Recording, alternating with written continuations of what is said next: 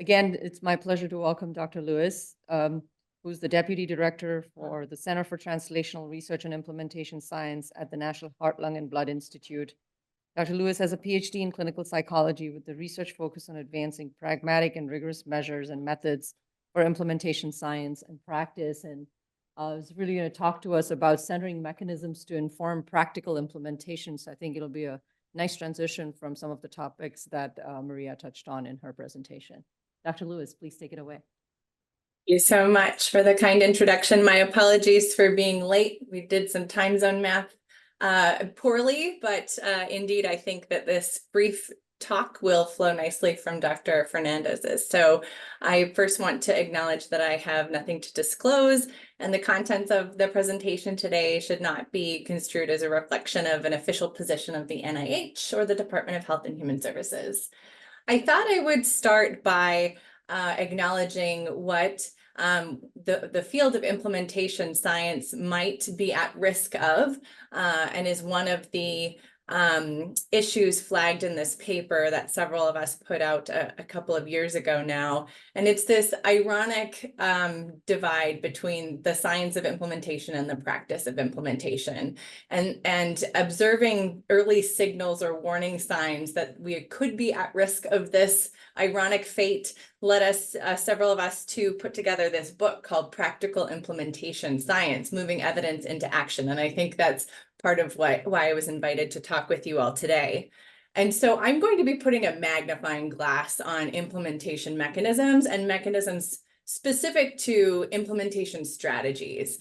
And so these are the reasons why change occurs or how change comes about. It is a complex process, and we speak more about it in this paper if folks are interested in getting into the weeds.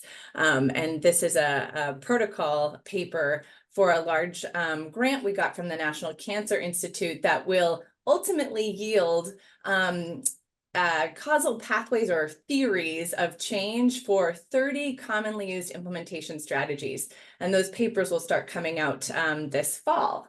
But stepping back, I thought it would be important to answer the question, what are the problems that we're trying to solve that mechanisms can help us address? So unfortunately, despite the incredible progress made by our field, implementation strategies often produce suboptimal outcomes. So consider, for example, one of the largest multinational studies called the Tailored Implementation in Chronic Diseases. It had little effect on primary or secondary outcomes of interest. And in reflecting on the 5 randomized cluster clinical trials, Michelle Vensing states, and this is a quote from the introductory article for the entire series of that showcase their findings. He states, the chosen implementation strategies were not sufficiently matched with targeted determinants or not effective in the targeted groups and settings, and insights into the linkages of interventions and determinants is limited. So I will say that Dr. Vensing elaborates to indicate that we oftentimes can't understand these failures, and perhaps mechanisms can. And indeed, Elvin Gang and Anna Baumann and Byron Powell state that one way to dissect how implementation strategies fail is through formal exploration of anticipated mechanisms. And they offer an approach called mechanism mapping that can be undertaken to advance research on implementation strategy functioning. The second observation is that strategy design and testing appears to be on this trajectory of higher cost and increasing complexity. And that poses a major problem for the practical relevance of our field's findings, and it's part of what might lead us towards this ironic science practice gap that frankly, our field is designed to solve. So it could be that if we focus on strategy causal pathways, their mechanisms, we could streamline how we build strategies, how we operationalize them, so that we're really centering things like affordability, scalability, equity, efficiency, and impact. Third, implementation strategies really don't work equally well in all settings and for all recipients. That is a common observation. So when we focus on the conditions under which implementation strategies work, as can be done through causal pathway diagramming, mechanism mapping, we can figure out who they work best for and address inequities in how well they work. And I'm sure you've all heard these comments featured as quotes on the slide that this strategy works here, but not there, and that there's no implementation without adaptation. So when we do discover strategies that work in one or in a suite of settings, we want to be able to scale them and spread them. But we know that different contexts, even in the same organization, different settings, even in the same organization, have different contexts. And so critical for generalizing is understanding strategy mechanisms to transport the parts that are necessary and be able to predict how it might work elsewhere. So what do mechanisms then allow us to do practically? And so the term mechanisms, I want to acknowledge it resonates often as a really scientific concept. But it just simply represents how unobservable processes manifest an outcome of interest. So articulating and establishing mechanisms, it really isn't just a scientific endeavor. It has practical implications. So first, isolating mechanisms can help us optimize implementation strategies. For instance, if we consider the strategy practice facilitation, it's been demonstrated to be a highly impactful but very resource-intensive approach to implementation.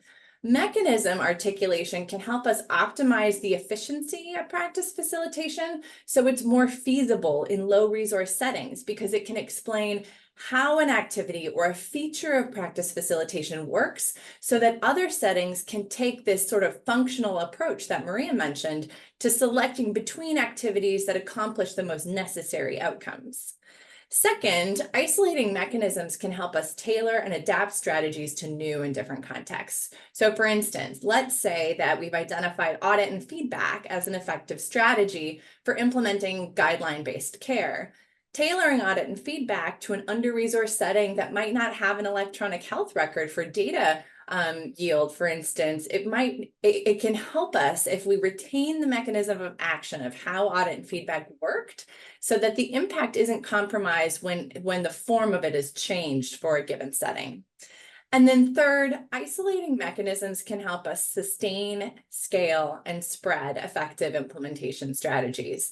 So we know contexts change over time. So to ensure sustained impact of strategies within the initial setting or spread to new settings, taking this mechanistic or functional approach that focuses on how the strategy works can allow us to evolve the strategy and retain its impact. So I'll introduce you to a tool. It's just one way to diagram. And the general sentiment here is that diagramming might simply be a practical and engaging tool when you work with different community partners and in different systems and different settings. And so I'll move through this relatively quickly, but just anchoring us in these distal implementation outcomes, I think that bring us all into the conversation. We're trying to achieve, for instance, fidelity to an evidence-based intervention or scale of an evidence-based intervention. And usually what happens next is we uncover one or usually more than 30 different determinants, which are these barriers to achieving our implementation outcomes of interest. The next thing we find ourselves doing is trying to come up with strategies or way to overcome those determinants to get to the implementation outcomes of interest. And this process, there are some really elaborate ways to get there. And I think Dr. Fernandez presented a really nice one in terms of implementation mapping. But just even to simplify on the discrete strategy level, how can you convince yourself that the strategy you're selecting can overcome or resolve that determinant to get to your implementation outcome? And that's where mechanisms come into play. It's this plausible link of a process between a strategy activity and the determinant, which is a state or a factor you're trying to overcome.